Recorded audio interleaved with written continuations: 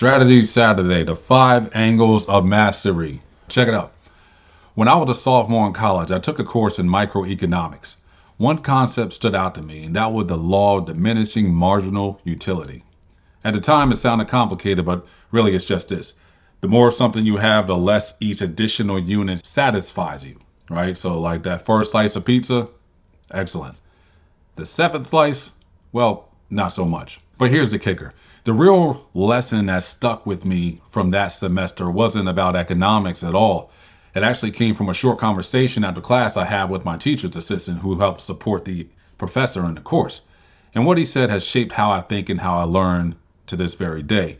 What he said was this. He said, if you really want to master a subject, you need to understand it from different angles. Don't just explain it, write it. Don't just write it, put it in numbers. And don't just put it in numbers, show it visually.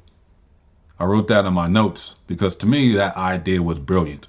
And over the years, I added one more of my own. And what I ended up with is what I now call the 5 angles of mastery. So let's walk through them. Angle number 1, verbal. Can you explain it? If you can't explain an idea in clear, simple language, do you really understand it? Albert Einstein once said, if you can't explain it simply, you don't understand it well enough, right? And to think about it, explaining a concept forces you to strip it down to its essence. You have to put it in layman's terms. You just can't hide behind jargon, and you can't hide behind slides either, right? It's just you and your words. And this matters because audiences vary. Sometimes you'll need to explain a concept to a colleague who's an expert, but other times you'll need to explain it to someone who has no background at all. So verbal mastery means that you can adapt. You can meet people where they are. Angle number 2, literal. Can you put it in writing? Writing is different from just speaking. Writing slows you down. It forces structure. It reveals gaps in your thinking.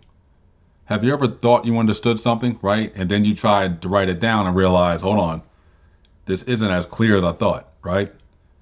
That's the power of the written word. It forces you into a space of greater clarity.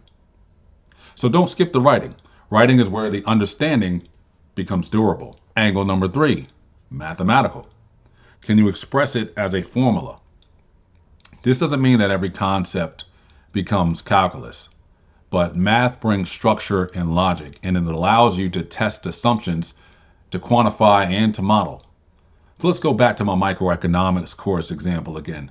The law of diminishing marginal utility, right? That can be described in words, but it's far more powerful when you see it as a sloping curve because the numbers expose the shape of reality. And in business, math shows up as metrics, KPIs, financial models. For you, it could be as simple as measuring calories and macronutrients while you're trying to hit a fitness goal of your own. The mathematical angle forces you to get specific. The numbers either prove it or they don't. The 4th angle is visual. Can you illustrate it? This is where you take the abstract and make it tangible, right? This is when you have a chart, a diagram, a sketch on the back of a napkin even. Think about it. Sometimes a simple image communicates more than paragraphs ever could. This could be a flow chart of a process, a Pareto chart of your data, a simple diagram showing input and output. People are visual learners, and we live in a visual age, of course. If you can take something complex and make it visible, you don't just understand it, you give others the gift of clarity. And then there's the 5th angle, tactical. Can you demonstrate it in action? This is where learning gets real. Can you do it, not just talk about it? Can you simulate it? Can you show others what it looks like in practice? In operational excellence, that might be running a pilot project. In sports, it's not just reading about free throws, right, like in basketball. It's stepping up to that free throw line and taking the shot. In leadership, it might be role-playing a difficult conversation. The tactical angle brings learning full circle because the ultimate test of knowledge is execution. Can you live out the concept? Can you embody it? Now, let's pause here. Do you need all 5 angles every single time? No, I'm not saying that, right? Each of us has our own strength. Some of us are natural explainers. Some of us are great with numbers. Some of us thrive with visuals. But if you want to push yourself, If you want to be someone who doesn't just know, but truly masters the concept, then aim for all 5. Because each angle strengthens the others, and the more angles you have, the more audiences you can reach. And that's why this is the 5 angles of mastery. So here's my challenge for you this week.